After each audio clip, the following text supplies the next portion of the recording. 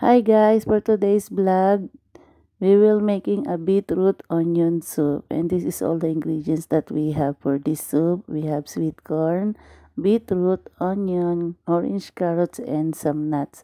And first we will cut the onion into strips, and we cut it into half, just like this guys. Yeah.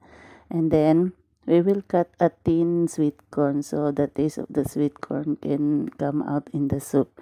It can give a sweet taste. And now this beetroot. Be careful when you cut this guys because it can leave the stains in your chopping board. So after you use this to cut the beetroot, you should wash faster this so it won't leave the stain in your chopping board, okay? So watch carefully to wash it. Beware, okay? And then yes, we wash it now together. That's it guys. So simple. You can easily follow, right? And that's it. You need to put it in the soup bowl. And now we add the browning, cashew for alternative for the meat, and walnuts and peanuts. And that's it. This is all for the soup. So enjoy watching guys. Thank you so much. Don't forget to follow my page. Bye.